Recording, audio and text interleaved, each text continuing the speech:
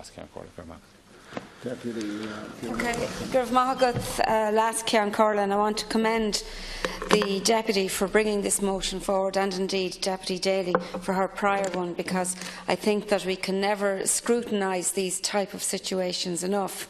And I say that despite the cynical comments of Deputy Connolly in relation to my own party, Fianna Fáil. And I would like to remind her and others that they do not have a monopoly on care and on compassion, and that we, as a party, certainly are very compassionate and are very concerned about some of the unfolding stories in relation to Caranua.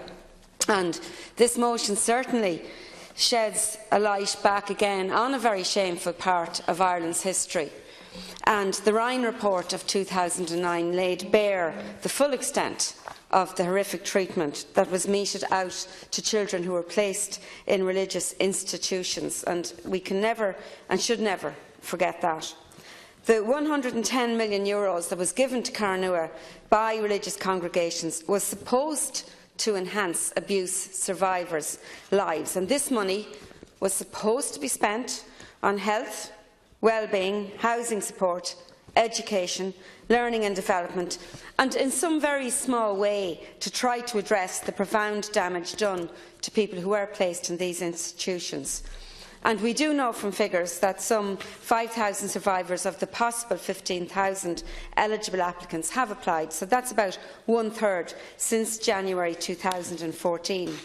But I would contend that issues became very much apparent as soon as clients began to make calls to avail of the support that was on offer. And I certainly have heard, and I have no doubt that other members have heard, of significant communications issues, calls unanswered, not responded to, application forms delayed for months, case managers not being allocated, and then case managers being changed frequently, lack of clarity on entitlements, and they're just a few. I think it became apparent quite quickly that the organisation had commenced dealing with survivors without the sufficient processes and procedures in place. And I know, having spoken to many survivors, that old feelings then were triggered, such as not having a voice, not being worthy, not deserving of help and respect, feeling fearful and feeling intimidated.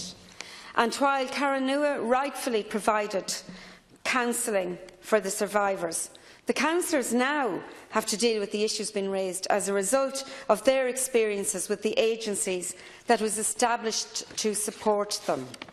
And it is shocking to think that the fund established to support individuals has in many cases resulted in further trauma to an already vulnerable group of individuals. Serious concerns have been raised regarding the administration of the fund, and some people we know have been left waiting 18 months for cheques to be paid. In my view, survivors of institutional child abuse have rightfully queried why the administration costs are being paid out of the General Compensation Fund.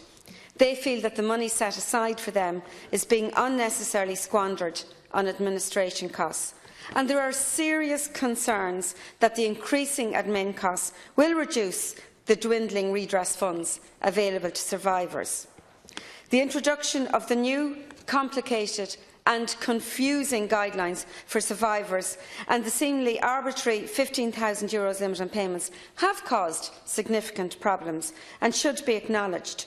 Survivors describe themselves as being re-traumatised because of the body in relation to all of these issues.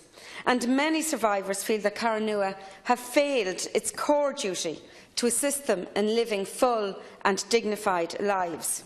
Survivors have spoken to me about feeling intimidated, not respected, upset and traumatised. And one of my constituents, a man indeed that I have known for many years, is a survivor of an industrial school.